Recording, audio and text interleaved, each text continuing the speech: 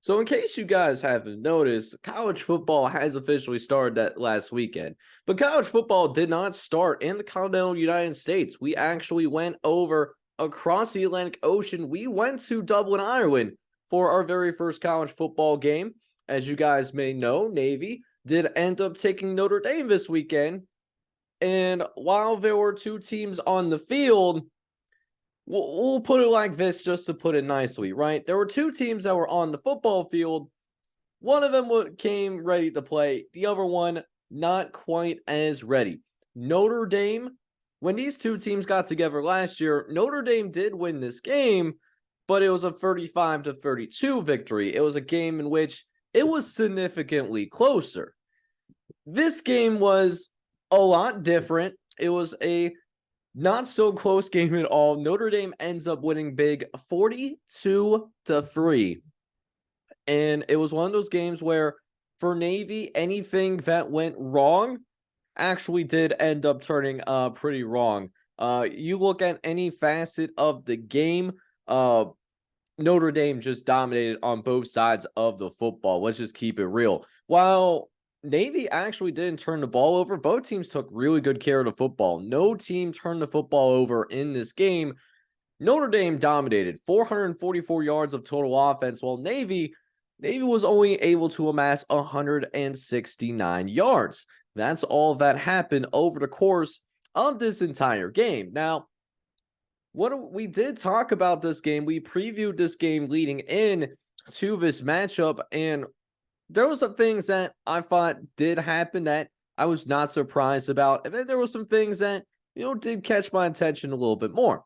First and foremost, I don't think I'm very surprised in the fact that Notre Dame was able to have their way. The offensive line for Notre Dame is one of the best offensive lines in the country, and we did see that in full display in that Week 0 matchup in Dublin, Ireland. Navy just could not get anything going on the defensive side of the ball. They were not able to get any sort of meaningful push, as Notre Dame had 5 possessions in those first 2.5 quarters, and they turned them all into touchdowns. And a big reason for that was Notre Dame was able to move Navy off the ball, and they did it pretty consistently in their running game. They ran the ball 32 times, and they ran it for 6 yards a carry. They just did a lot of halfback dive, and they literally bullied Navy in the trenches. There's no nicer way to say it like that. And it was one of those games where, yeah, Sam Hartman might have been highlighted by the AP, wrote a really nice article about him after this game. Sam Hartman didn't really have to do much in this game. He only had to throw the ball 23 times, which is a little bit different than what we are accustomed to seeing at his time in Wake Forest.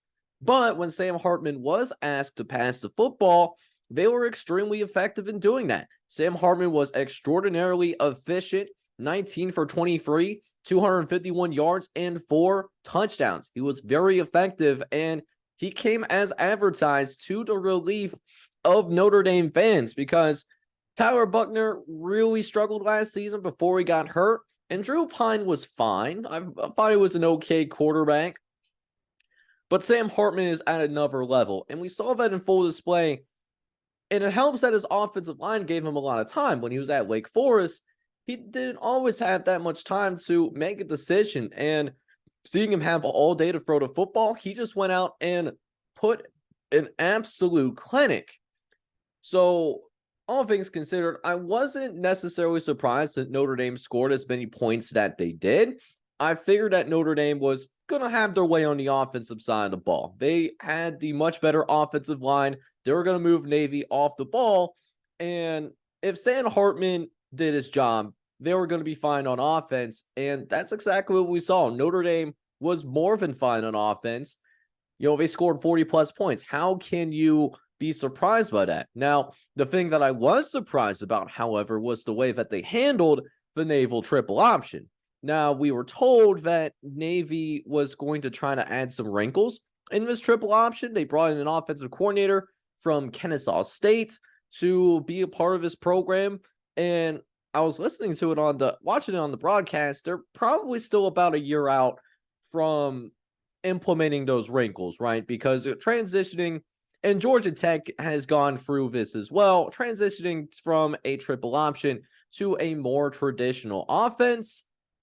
That's always a tough ask because the triple option is such a different type of offense than anything that we have seen in the college level. That's why at this point we've only seen the military academies run that triple option, Air Force and Army also being included. They didn't play last week, but you get my point.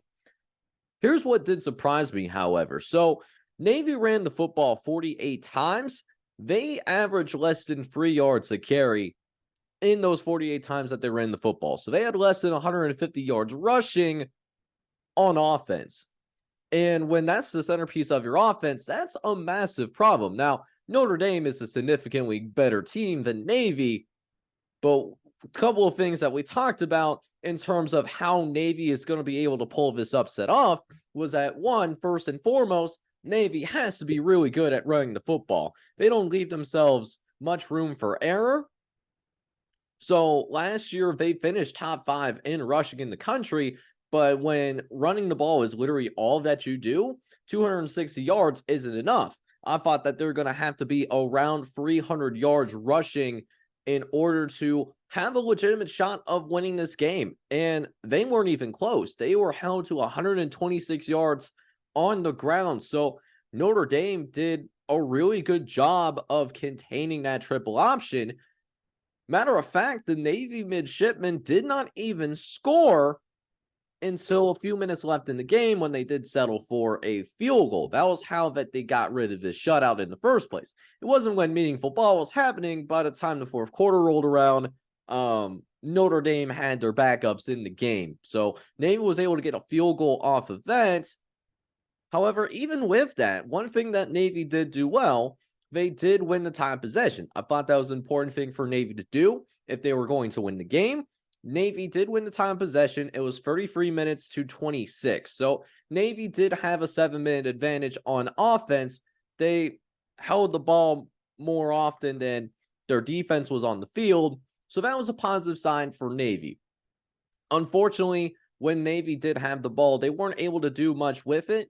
Their passing game, and this is why I've always said that Navy needs to start strong. And that was another key point in this game. Navy had to start better.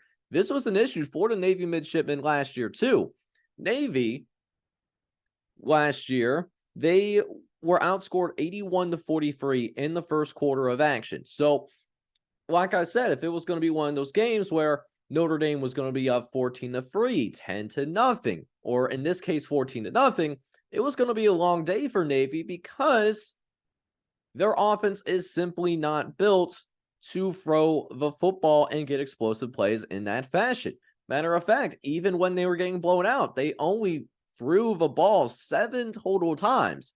They were 3 for 7. So for Navy standards, it's not terrible, but even with the big deficit that they were facing, they still went into their triple option because that's all they can really do on the offensive end. So moving forward, Navy does have to play significantly better in terms of execution of the triple option. And for Notre Dame, I mean, Notre Dame really exceeded expectations in this one because Notre Dame was only listed as a 20.5-point favorite there. And that was probably stemming from concerns in whether Sam Hartman was going to assimilate well into the Notre Dame offense. Were the receivers going to be able to step up? Did the defense get any better? And it looks like all those questions have answers for right now. Really good win for Notre Dame. They were expected to win, and that's why I don't say that it's an impressive win per se, but they handle their business, and they have USC on the schedule. They'll have to play Clemson and Ohio State on top of that. So this is a tougher schedule than what people realize, but they can play like this where they're handling their business against the teams that they're supposed to beat. They can have a really successful season. And who knows, if they can go 2-1 against Clemson, USC, and Ohio State, you're going to be in really good shape to possibly make the college football playoff. But there's still a lot of games to be played. Even this one, Notre Dame still has 11 games left. So who do both these teams play? next week. Well, Navy is actually going to be on bye. They will not be playing this upcoming weekend. However, after this weekend, they'll play Wagner the following week. So they'll have 2 weeks to prepare for an FCS opponent. Hopefully, they can use that as an opportunity to get right and get better, since, there certainly needs some improvement to be had. As for Notre Dame, what Notre Dame will likely do is they'll go ahead, they'll return back home. They'll have their first home game of the season in South Bend, Indiana. They'll be taking on an FCS team themselves. They'll be taking on the Tennessee State Tigers. We'll probably will use that as a tune-up before they have to go to their first true road game of the season. And in that road game, they will take on North Carolina State. So again, Notre Dame handled their business. Not really much else to say beyond that. Great win for the Fighting Irish, and we'll see what they can accomplish the rest of the season. As for Navy, got some work to do in order to get better. So we'll see how these two teams move for the rest of the season.